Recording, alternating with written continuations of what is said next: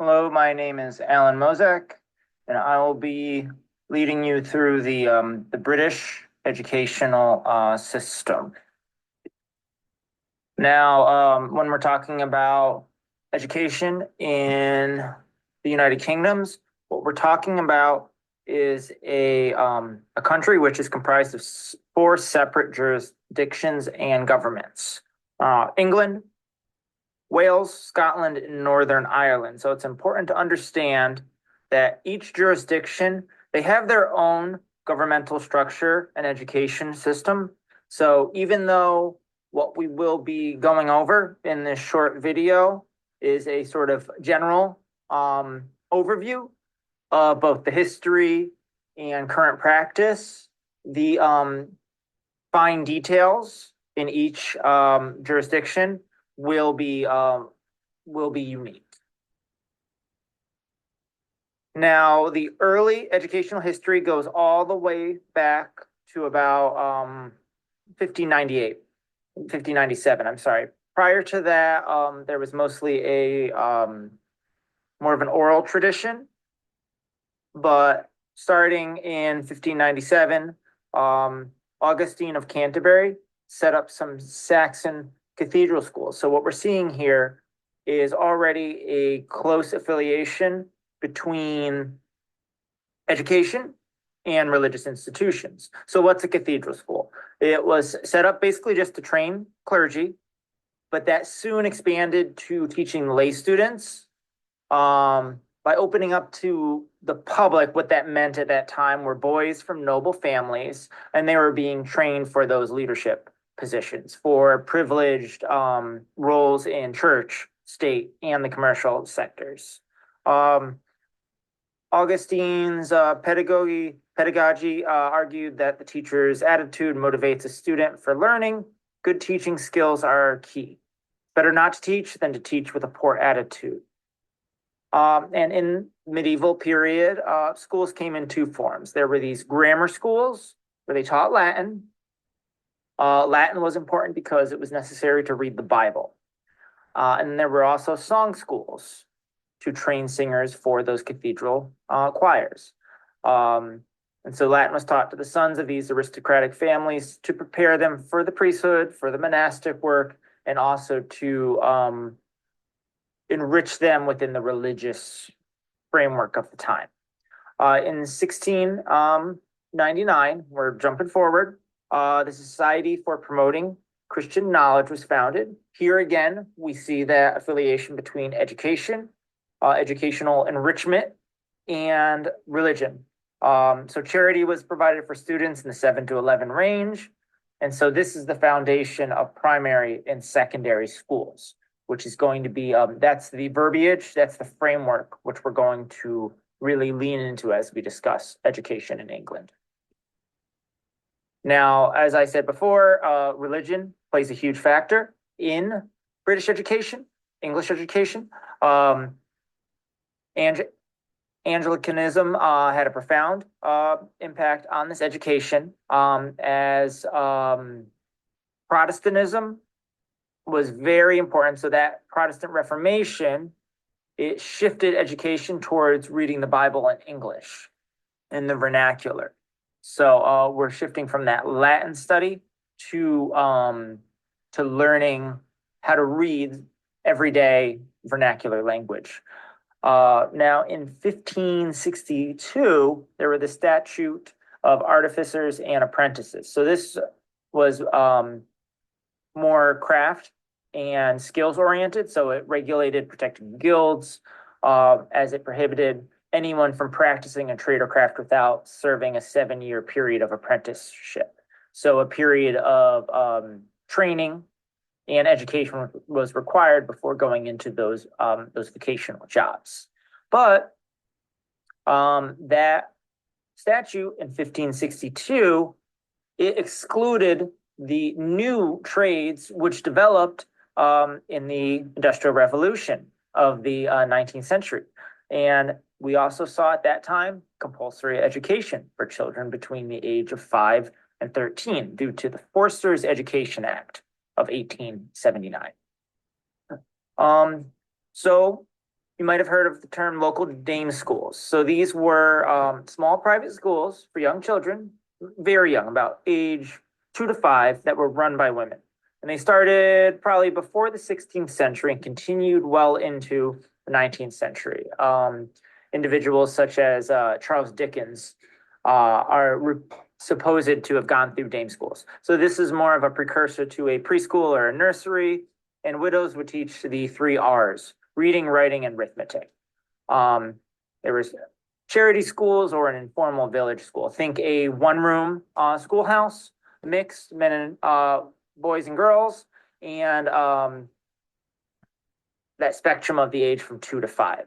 The focus was instruction on household skills as well. Especially for girls, they were instructed in those daily skills: knitting, sewing, things that would be practical and what at the time was considered a typical woman's role. Government has had a huge impact on education. In 1833, Parliament voted that sums of money each year were allocated for the construction of schools for the poor children. So there's that sort of parity model. In 1837, there was a meeting chaired by Mark Phillips, which led to the Lancaster Public Schools Association. So it proposed non-denominational schools should be funded by state taxes. And again, Forster's Elementary Education Act comes in, 1870. We're going to hear this one multiple times. It required partially state-funded board schools set up for elementary education. The Sandin Act imposed a legal duty on parents to ensure their children were educated. Conservation Act, 1902, weakened the divide between schools run by the state and the church. As we see, unlike in the United States, there isn't that divide between state and church. And in 1944, there was an act that adopted the tripartite system.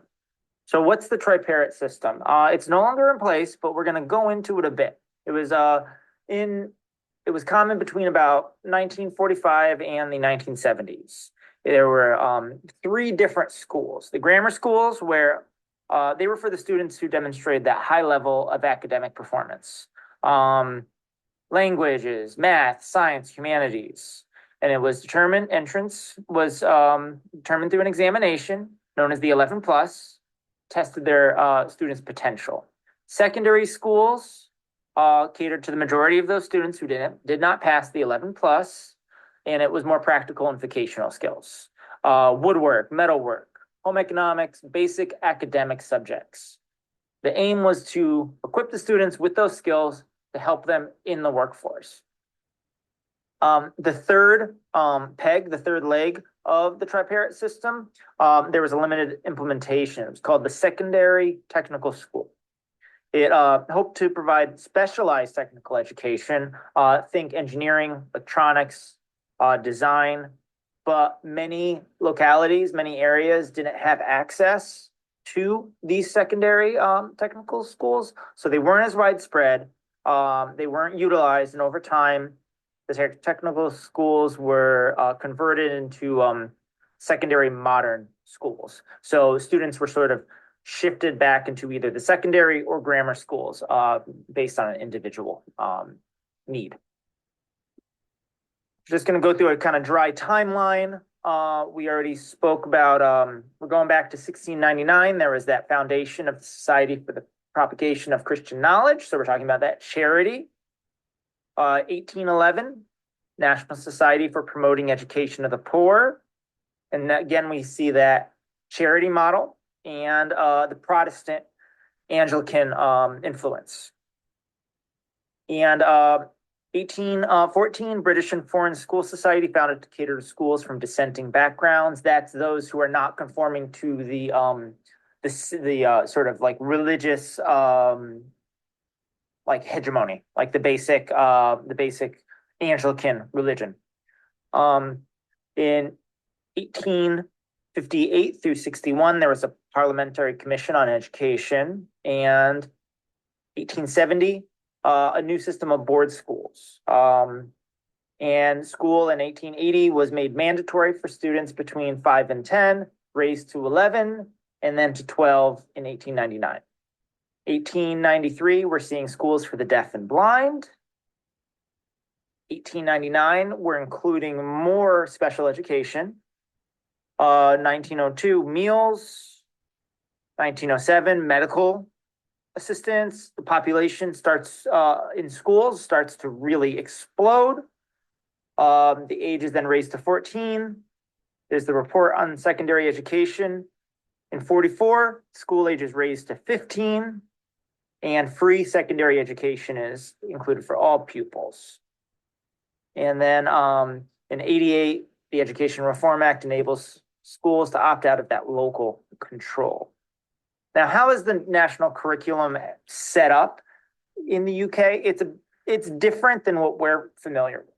It goes through, we're going to say, years and through different like key standards. So the KS1, year 1, 5 to 6, it's focused on phonics, screening check, that assessment. Year 2, there's more of the national testing and initial assessments in English, maths, and science. Now, as we move into KS2, 7 to 11, focus on cognitive ability, while on year 4, there's testing, for which there's no practice needed. It tests kind of daily living and also like verbal, nonverbal skills. It's going to determine those learning styles, those learning preferences. And there's more testing. So you see there's lots of this national assessment, national testing. We're moving into through the years into even to year 10 and then year 11. There's going to be another exam. It's called the GCSEs. So those General Certification of Secondary Education. So students are now going to choose their subjects. We're going to see more specialization in the UK than generalization like we have in the United States. In the KS5, we're moving to what's called sixth form. So you're having more of these exams, the A's and then the A levels. So that's going to be focused on 3 to 4 subjects. And based on these A level scores, students have choice to move forward into university, where they'll apply through the UCAs. It's usually a 3-year program, and they're studying one subject. So they're going to focus on math, science, English, rather than a liberal arts or humanities education like we might be familiar with. Or an individual might choose to go into their job or have vocational training. What about the teachers, though? So a role of a teacher is very similar to what we see here in the United States. A teacher is simply there teaching the materials, setting up the classroom, planning and implementing lessons, working with small groups, assessment, parent communication, supervising any other staff. Now, the teachers need to have a GCSE at grade 4. So they need to have a C or above in English and math, and science if they're teaching that primary school. A bachelor's degree is required in any subject to teach primary and secondary, and a degree or equivalent qualification is required for that postgraduate teaching. These teachers require a QTS, which is a qualified teacher status. And that QTS requires a bachelor's degree and a teacher training program. It's either university oriented or school oriented. And so undergraduates, they first study theory and then practice in school. So think about how here in grad school, we might take a class like social foundations and then move into field work and student teaching. It's very similar in the UK. So there is a similarity in the teaching path and the requirements for teachers. There's also that similarity in the role of the teachers. And broadly, the same subjects are covered. Similar focus on providing those meals, providing some sort of medical care, help, sports, socialization, and also that emphasis on the post-secondary on universities and colleges.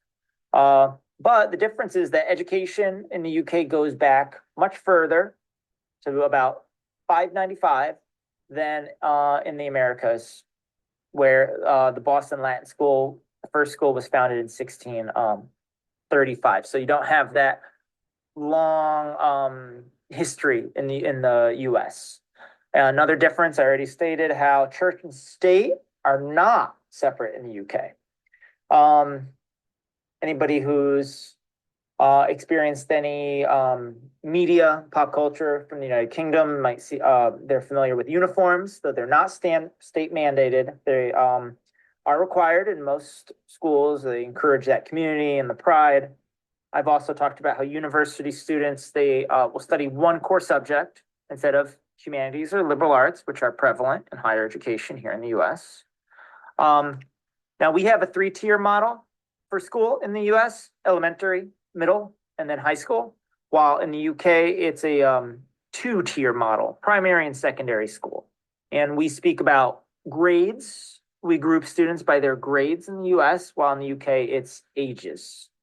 They go those KSs as well. And there's also a stronger emphasis on those examinations and specialization in the UK. In the US, we focus on creating generalists. And if you look at, I was looking at some literacy statistics. In England, about 16.4% of adults, about 7.1 million, have very poor literacy skills. What does that mean? It means that individuals can understand short, straightforward texts as long as they're familiar topics and from everyday sources. But if it's an unfamiliar source or new information, they struggle. So it's about 16.4% poor literacy in England, up to about 1 in 4, where in Scotland, where individuals face challenges due to those lack of literacy skills. Welsh adults, there's a 12%, 1 in 8 challenge, whereas a 1 in 5 challenge for adults with poor literacy skills in Northern England. And if we're looking at the rates of university graduates in the UK, it's 37.3% of residents, which is slightly above average when compared to peer nations, either in the United States or in the European Union. And here I have a list of some of my references. I hope this presentation was informative, breezy, and hopefully you picked up something new that you hadn't learned before. Thank you so much for your time, and have a great day.